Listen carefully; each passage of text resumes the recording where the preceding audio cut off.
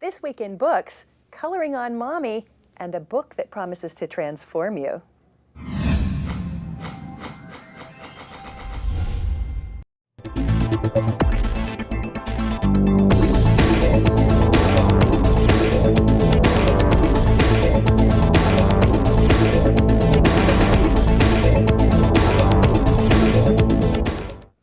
Welcome to This Week in Books. I'm your host, Lisa Johnson Mandel, and sitting next to me is my lovely and talented co-host. So I'm Sam Osborne. Nice to see you guys again. Remember, you can follow us on Twitter at TWIBooks, and please feel free to email us at books@thisweekend.com. We'd love to hear what you're reading, what you'd like us to review, and sort of your thoughts on the publishing industry, anything book-related. So please do contact us. We would indeed love to hear from you. Now, this week we're going to start out with a new segment I like to call After the Wrap, because so many interesting things happen after the cameras go off, and especially with our author last week. She was Jillian Lauren, who wrote Some Girls My Life in a Harem, and she had this fascinating story in her book about how she went from nice Jewish girl to stripper to escort to harem girl, and now she's a good little all-American mommy blogger. Nice conservative woman, really beautiful. We had Stunning. So much fun talking to her. Yeah, and so, I mean, she was just wonderful to have on. She was so genuine and engaging. And so when she got up to leave, I went to shake her hand, and she had all these tattoos. I noticed all these tattoos on her arm. Yeah, and they were pretty. I mean, they were really intriguing. They were all different colors and everything. And so I asked her about her tattoos, and she said, oh yeah, they go all the way up to here, and then they stop right here, and then I just have a blank space. But my little son likes to color on them with felt pens because he's filling in Mommy's arm like a coloring book. And I thought that was so cute. Yeah, I know, and I had heard that conversation. That was really fascinating. Yeah, and then another interesting thing that came up was because of you, my dear, because you asked her a question during the show, and then afterward you explained why you asked it, and I thought that was really fascinating. Well, what I had asked her was, you know, she, like you said, she's now this sort of beautiful, intelligent, well-published author, but she did have a past that was, for a lot of people, kind of sordid. You know, she was a sex worker, and she's open and she's honest about that. But she also was telling us about how she had a very young son, and she obviously can't explain that part of her past to her son right now. But it's out there. It is. So he's going to come across it somehow. Yeah. And you asked her how she was going to deal with that. Well, the parallel was, for me, it was, you know, when I was growing up, my father was a soldier in Vietnam. And so it was always kind of the question on the back of my mind, you know, has my dad killed anybody? And I remember the first time my dad, you know, he was never closed off about that period of his life, but it's not something that he likes to talk about a lot. And I remember that the first time we had that conversation was very poignant because it kind of broke down the barrier between parent and child and made it more of a peer, kind of one adult talking to another. And I was curious about how she was going to breach that issue with her child, because inevitably he's going to find out what Mommy did. Yeah.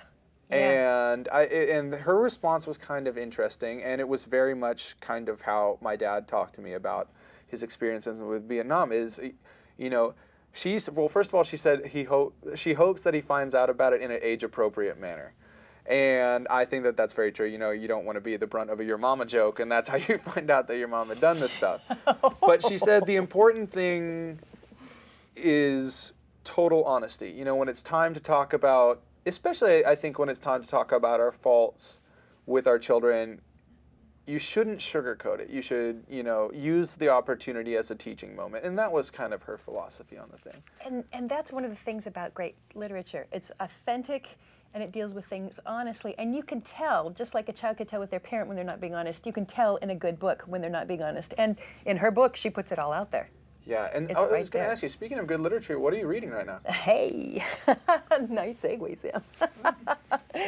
I am reading science fiction, which is rare for me. I was going to say. Yeah, but I am reading a book by my friend Orson Scott Card. And I knew Orson Scott Card way back in the Ender's Game days. Okay, because I was going to say, I've read all the Ender's book. They're some of my favorites. I think every boy or every science fiction lover in America should read Ender's Game. Not that girls aren't science fiction lovers too, but anyway, fabulous book. Really got into it, and he and I were the members of an organization called Sunstone, And people who watch Big Love will know what that is. But anyway, we were both members of it, and we had a number of conversations and everything. But that was way back many years ago.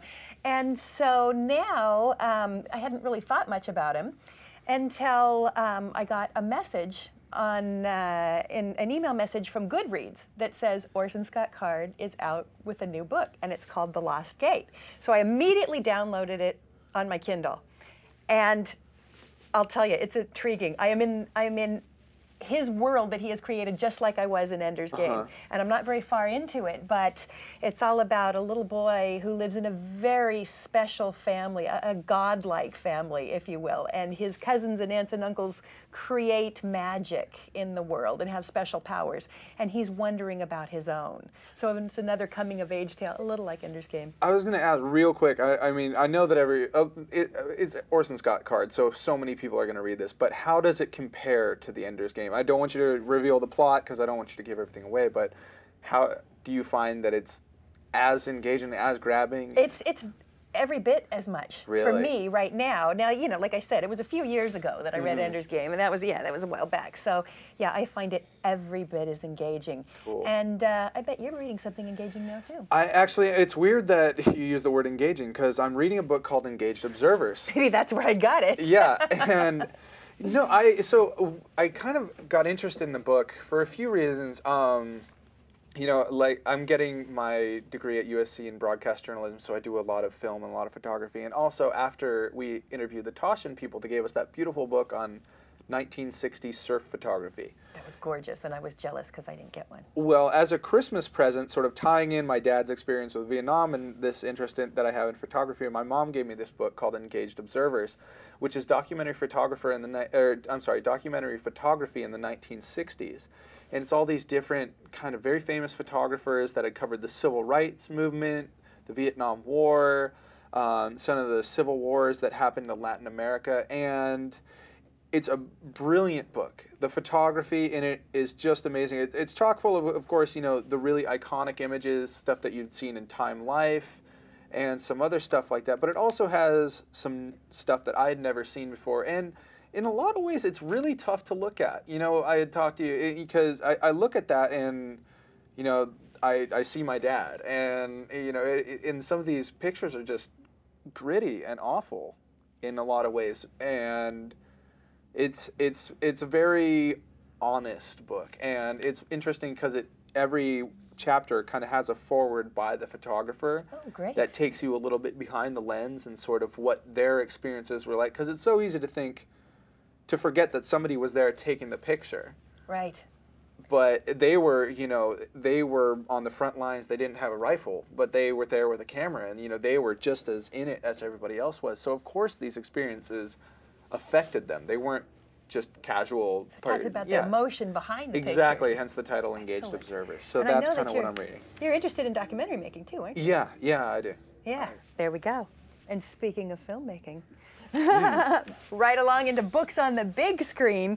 Okay, Sam, I think that there are only two actors in Hollywood. I mean, everybody wants these two actors.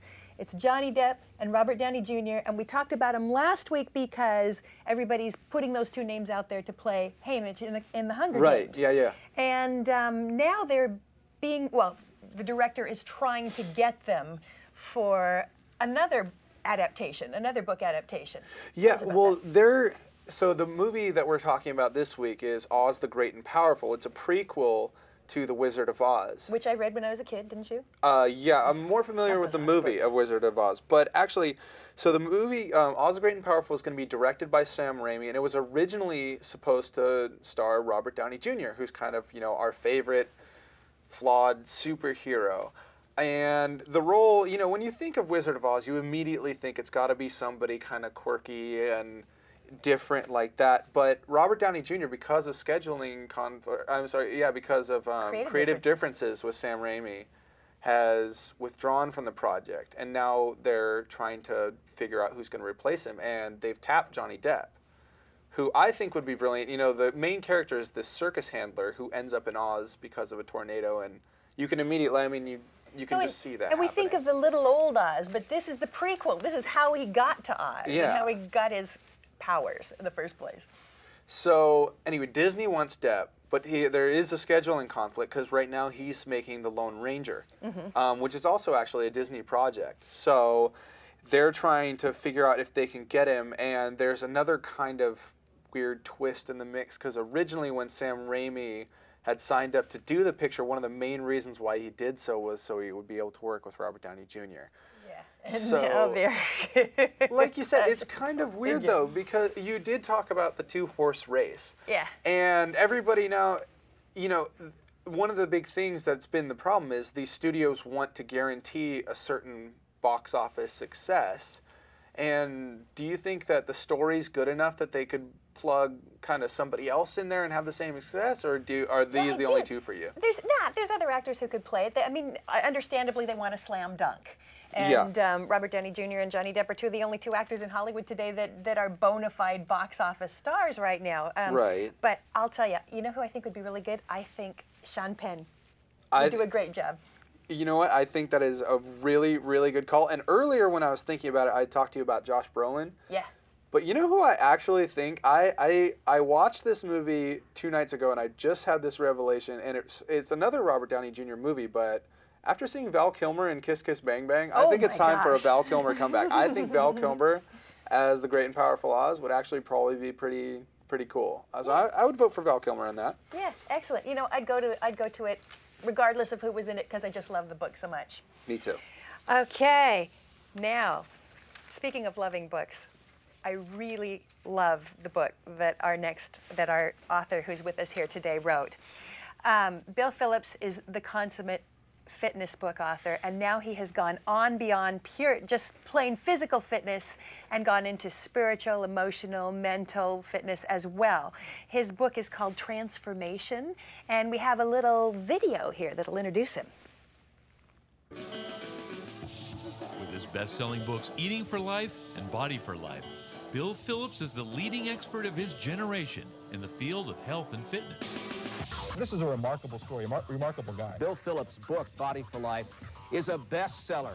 Coming up in this half hour, we're going to meet Bill Phillips. The author behind the book called Body for Life that's been on the New York Times bestsellers list for 142 weeks. You know what? Chances are you know about the change, but have you heard about the transformation? Well, about 700,000 Americans claim they've been transformed thanks to Body for Life. We have so many people getting involved in exercise and nutrition that are new to it. And the more organized they are, the more they can plan, the more they can prepare, the better they'll do.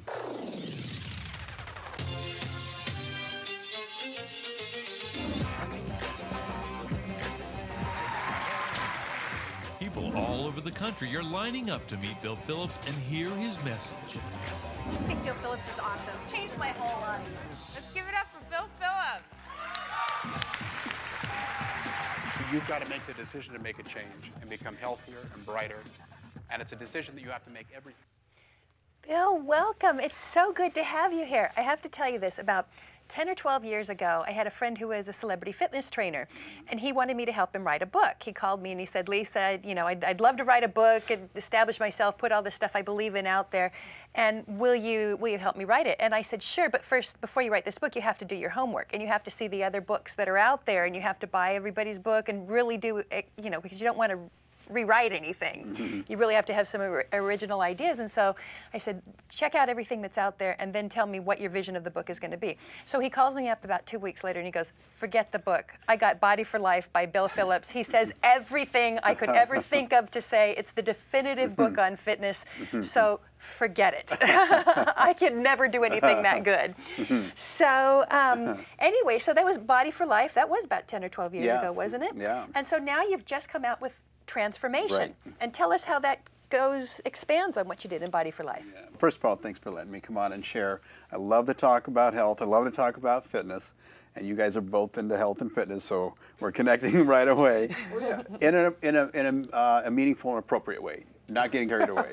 You know, it's part of a balanced life. You know, and that's what I talk about in the new book, Transformation. Is that really fitness and health, exercise, nutrition.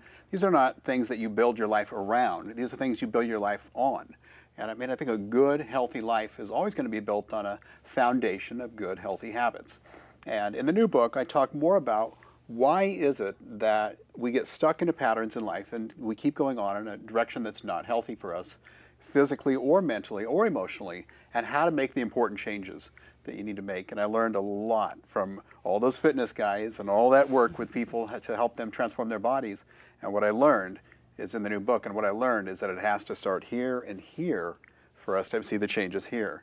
That's really great. And we have some pictures. You sent us some Oh, pictures yeah. of some transformations that are just amazing. Yeah. So he's gonna put those up there and Yeah. show them. And if you would tell us a little bit about these transformations, we'd love it. This is Chris Ryle. He's from Las Vegas. He's 326 pounds when he began. That same year, he ran a marathon at 116 pounds lighter at this condition right here. And now it's been a couple of years and he's still in that condition. He's brought his wife along, Oh, really? and she's 50 pounds lighter. They reconciled because he went through so many changes. Really? Yeah. You know, when you're in this condition before, there's a very good chance that you're not in a good place, you're not in a good mood. The depression rates, along with overweight and obesity, run parallel. Depression is just as high amongst the kids and adults as overweight and obesity. So you got to watch those. They run a parallel path. And what we find is that with Chris and many others, man, I'll tell you, too much screen time, too much television, too much junk food. Boy, I can imagine that. Let's get the other picture up here and see. Ha, she looks familiar. Yeah. Well, this is Clarissa. She's one of our transformation coaches. This was years ago. She made the change in her life, and she was going through a lot of grief. She had lost her brother, and you know, to really unbearable loss when you have a family that's grieving. And a lot of times, what do? We reach for the food, we reach for the alcohol, reach for cigarettes, and those types of patterns kind of get you through some of the hurt and the pain, but then the pattern stays. And a year later, you're still doing the thing that you needed to do to cope. And how do we get out of that? You're not learning that in diet books and nutrition books and exercise books, but we have to be able to break out of these things. And we have to often do emotional work before we even get the exercise started. That's so true. And I'll tell you, she's with us here in the studio Yeah. today, and she's smoking hot. She looks fabulous, and she says she's kept the weight off. I don't know, like yeah, 10 years. 10 years, Or seven, going seven, on something 10. like that. It'll be Quite 10, yeah. amazing. No, I did have a question. You talk about we've just kind of been talking about the motivation for this. Do you think it's important to kind of have an intrinsic thing inside of you that's more important than, say, I wish I was 10 pounds lighter? The reason why I ask is I'm going to be swimming the Alcatraz swim in a few months, and I normally wouldn't have done this, but the reason for the motivation was we had a very close family friend of ours pass away from a rare disease called hydrocephalus, and one of the things that her family had asked any of the able-bodied participants or their friends to do was to swim this swim in her honor. They've set up a charity. So that's been kind of something that's renewed my interest, and I was just kind of wondering if that's one of the things that you think is essential, is kind of having that reason for doing this. I couldn't have said it better. It's the reason. You've got to have a reason beyond just narcissistic self-absorption to really make time to take care of yourself and exercise, and also get out and participate. 5Ks, marathons, challenging swims like this. Dedicate what you're doing to someone else. Bring awareness to someone else's suffering. Bring awareness to someone else's life and their memory. And in return, you're going to get inspired. Right. And so many times we want to change because we want to change, we should change, but we don't really have a good reason. And you know what happens? You get up in the morning, everything that's urgent jumps right in front of what you were going to do for exercise to prepare for your event. Well, I'll tell you, you make it meaningful, then it becomes important. And important gets up there right above urgent. So each day, when it's meaningful, when it's important, you'll find time, you'll make the time for it. But if not, it's just like, well, what's the use? It's not that important that I lose 10 pounds, or it's not that important that I get ready for this marathon or whatever. So we teach that. I think that it's intention. You find a heart and soul reason for making the changes you want to make. You dedicate that to someone else. Boom. All of a sudden, it comes in a different energy. And I think that's inspiration. Inspiration comes from inside. Motivation, external. I'm motivated because I don't want to see anybody, I don't want everybody to see me fail at the marathon. I'm externally motivated. But inspiration, well, that's special. And we got to get that back. We got to get inspired to be healthy in this country. We got to find the inspiration again. And it's right there. You just got to know where to look. Well, and sometimes, though, the pressure is so intense to be physically perfect. Yeah. I mean, I'm a woman living in LA, and you'd think that when you get to a certain age, which I will not reveal, but you'd think that at some point it would be okay not to have like total definition in your upper body and rock hard abs. My husband still puts the pressure on me, though. I mean, and it's not that I mean, I never did have, Right. super muscles, Right. and I was never a Playboy swimsuit model. I have no delusions about my own. But to me, what's more important is that I feel good, that I have energy, that I like my body, and that's something that your book points out that I really love. It doesn't tell you have to get buff and you have to have the perfect body. Right. But a comfortable body. What's the goal? Well, I agree completely with what you're saying, is that this isn't about that type of objective or that type of goal. Now, see, back in my 20s, well, you're in your 20s, but I was going for the muscle and performance, hanging out with the athletes, coaching sports teams. But I'm, in my 40s now, and the priorities change when I'm getting older. And when you get to be 40, you'll know too. Thank you. I love this man. I love this man. I'm telling you, There's a reason he's so popular. I'm out ahead of the pack a little bit here. I'm closer to 50 than I am 40. But you know what we want to be? We want to feel good. We want our body to be pain-free. We want it to be able to produce the energy that we need to get through the day. And you want your doctor to say, hey, your risk of heart disease is low. Your risk of diabetes is low. Your risk of getting some of the preventable forms of cancer are low. That's what we want. That's what it's all about. Get feeling good on the outside. And then if from time to time you want to play with getting your body fat down lower or getting strong for something, that's fine. But that's not what we're talking about here. Transformation is a complete picture of health from the inside out. And that's all about one word: balance. Get in good shape. Don't go extreme. Get a good habit of exercise. You don't have to exercise for hours a day. Half hour a day. Scientific studies are showing incredible results on the body and mind, and disease prevention from a half hour of exercise a day. And that can be whatever you want: swimming, weightlifting, walking, climbing. You can ride the bicycle. Everybody's going to find a form of exercise that just clicks with them. And if you haven't yet, keep trying, because you will. But for me, it's a little bit of weightlifting, a little bit of walking and jogging, and then from time to time I'll do a marathon. But everybody's going to find the exercise for them. You got to do it consistently. That's the key. Consistency is the key. So do I have Bill Phillips' permission not to be a size 2? Yeah, we don't want to go. You know what? Thank you. You're absolutely beautiful the way you are. You're healthy. You're balanced. You're bright, and it's sustainable. You want to feel good all the time, not just for summer, or not just for a family reunion, or not just for some event. And if we get into that pattern, we start to ricochet, and we start to bounce in and out of condition, and enjoy age. We don't have to. The pressure's off. See, you're intellectually and you're intellectually strong, and you've got a good health. We don't have to overcompensate by getting too strong and too muscular and too built. Well, plus I'm cranky when I'm hungry. I mean, if I'm dieting, I'm a mess. I'm no fun to be around. I did have one more question that I am now blanking on the term, but it was concealment. Yeah. That was one of the most interesting parts of the book that I read, and I was just wondering if I don't think that many of the audience members might know what that term means, but the implications of that were fascinating to me. Right. And I was wondering if you could just kind of talk about that a little bit. Well, in the book I talk about all types of emotional exercises and mindset exercises we can do, besides including a foundation on good exercise and good nutrition. And we're finding that the majority of heart attacks and the conditions that lead to those, which are not really good quality living, are caused by emotional distress. And we look at two issues in particular: repression, suppression, and we look at not dealing with the truth in your life, not dealing with your own faults, not being open and honest, and letting these things flow. We're all going to make mistakes. We're never going to be perfect. We're going to make progress, but we need to get this stuff out and flowing.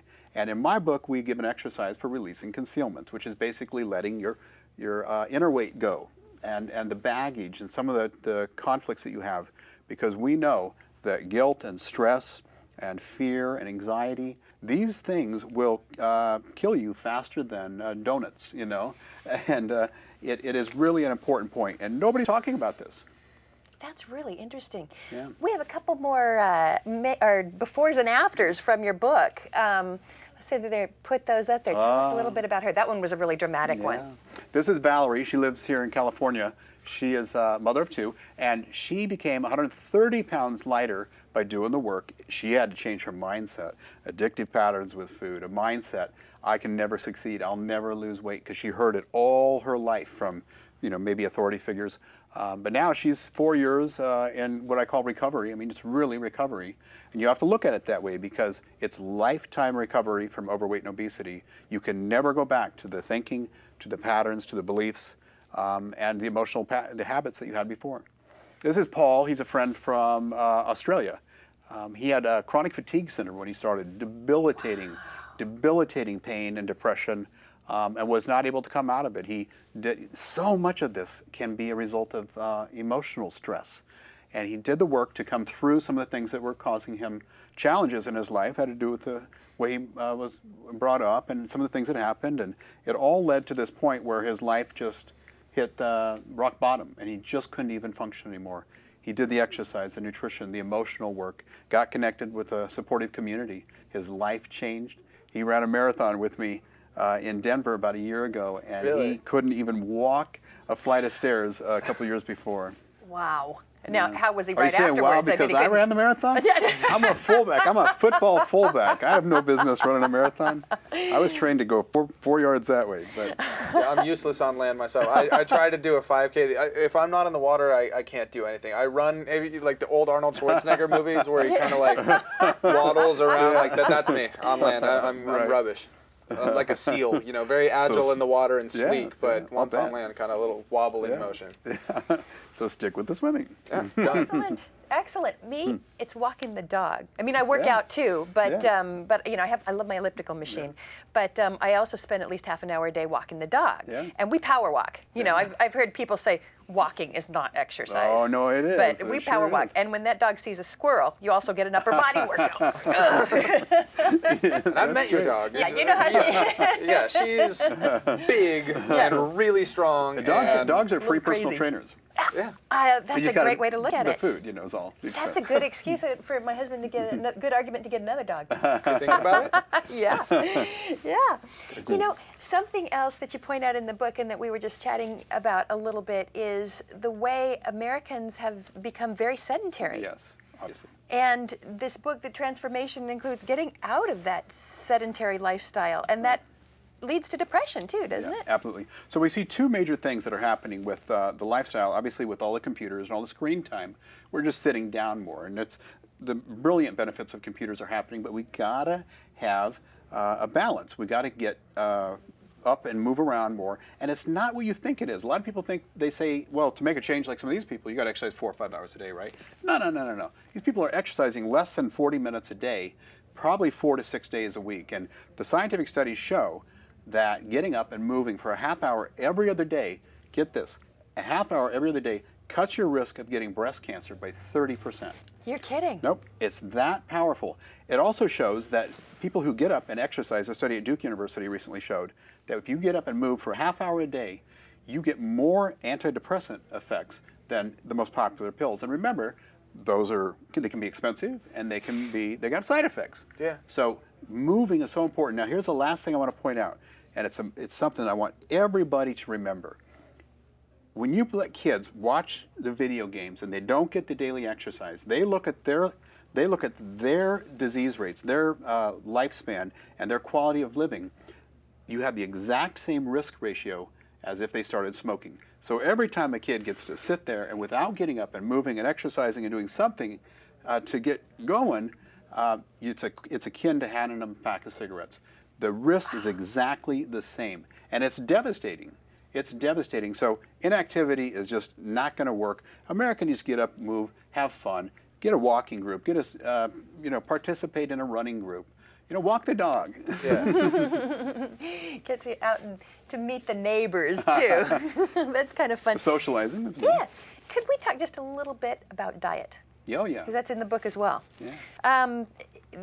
we don't have to starve ourselves. Right. I understand. Sam, you've heard some interesting theories in your own house about diet. Yeah, I mean, everybody in my family has their different theories. Like I was telling you before, my dad's kind of the tradition. He was an athlete at Stanford, so his is red meat and weightlifting. And then my brother, is a big time subscriber to CrossFit, and they do a lot of the paleo diet and stuff like that. I'm more of the just eat less of everything and try and exercise more. And, I don't eat like a caveman, but I don't eat like, the guy from Super Size Me. So are there just a couple little quick tips? There are a couple things that we teach. One is that everything is good in if you get the amount down. The biggest challenge we have in America today is quantity. We just got to get the portions down. One of the things I suggest is that you get rid of the big plates in your kitchen and learn to eat on like appetizer plates or small plates, because that's actually a much better representation of the amount of food we need for a meal. So get the portion down. Do deliberate, conscious things to cut the portion. And then really, when it comes to nutrition, there's nothing else more complicated about it than it's basic, balance, best. Basic, balance, best. It's a portion of protein. It's a portion of carbohydrates. It's vegetables. Just keep it even throughout the day. We got to eat less portions, more meals. Eat 4 times a day instead of 2. Eat 5 times instead of 3. But cut the portion size down. Get a balance of the things you like. But I'm telling you, the last thing, do not underestimate the addictive power of processed foods, fast foods, junk food. We're dealing with another big issue here in America, especially with the kids. They're addicted to sugars, and teenagers addicted to quantity before they even have a chance to make their own healthy environment. So moms, dads, you got to help the kids break away from these addictive foods. It's leading to another whole problem with with overweight and obesity and preventable ill health. That's so interesting. Bill, we could talk to you for hours and hours and hours. Unfortunately, our time is up. Thank you so much for coming. Tell everybody where they can get a hold of you. Your website is amazing. Tell everybody about your website. Well, we have a free website, transformation.com, a lot of tools, a lot of community, and the book is available in every bookstore you're going to find. Transformation by Bill Phillips. Thank you very much. Until next week, I'm Lisa Johnson Mandel. And I'm Sam Osborne. Please like us on Facebook, and don't forget to follow us on Twitter at TWI Books. And remember, you can email us any of your questions, thoughts, what you're reading, what you're interested in at books at thisweekend.com. And we'll see you next week. See you next week.